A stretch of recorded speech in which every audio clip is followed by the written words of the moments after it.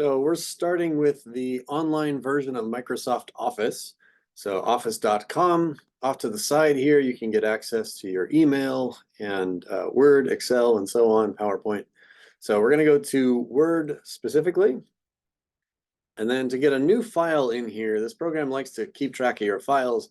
To get a new one up there, here's the upload button down kind of the middle of the page. Upload, and I'm going to upload the same document that we were looking at for the other exercise. And if you're familiar with Word, this should look a lot like you're used to. Zoom in a little bit so we'll see on online a little bit better. And we see a lot of the same things that we saw before in the other Word client. There's a little more push these days to have these grammar suggestions. So 63% editor score, and it's got these features you can click to get suggestions. Probably pretty similar to what you've seen in Grammarly or what we saw before. And so I won't really make you rehash the same exercise as before, but I think it's worthwhile to kind of get a feel for what each program can offer you. What I'd like to maybe direct your attention to more is tracking your changes. We'll do this in this program and also in Google Docs. If you go to the Review tab here, again, this will be pretty similar format to the program if you have a recent version of Microsoft Word. Hopefully you've got some experience with tracking changes. This is valuable if you're file sharing. Sometimes your professors will give you some feedback using tracked changes. And so every change you make, we go to track changes and turn them on. Every change that we make is going to be recorded, and it's something that you can later choose to accept or reject as a change. So maybe we can flip through and say, once it first started to become threatened, and say we think there's a comma there. Before this was suggested as crossing that out, farmers plural, needs of the farmers. Now it is threatened, most prefer to live on organic soils, throw another comma in there, and so on. If you make accept one of these changes that are suggested, we'll change the whole chunk and it keeps track of that change. While we're doing tracked changes, it's also probably worthwhile to work on comments. So comments are part of reviewing, and you can start a new comment here and say, is there a way to shorten this? Just as an example, something we might say. Any more of the comments, they really like to have them sent, or you can do this at mention for somebody.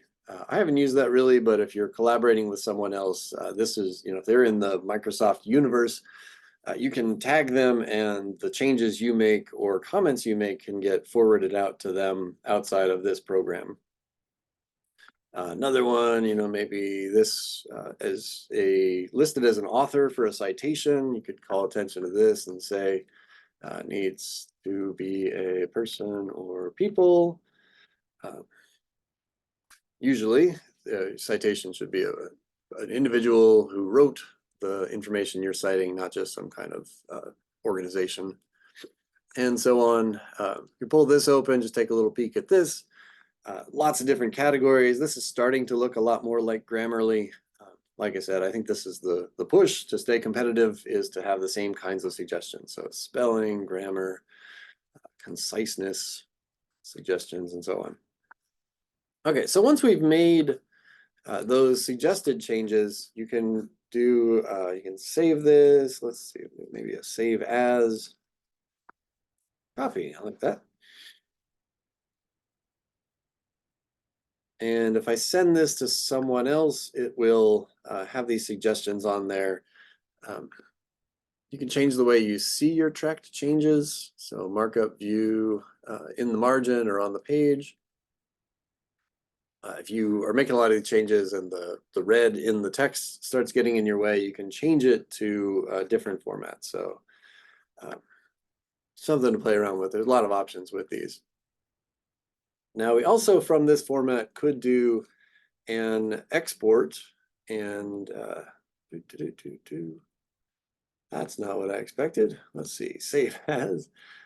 Save a copy online or download a copy is probably what I was looking for. So I'm still old-fashioned with the impression that Microsoft Word is a program on your computer. But so if you want to keep track of the file and let's say you leave Whitewater and you want to still have access to your files after you graduate, then this is a good way to keep a file copy on your computer.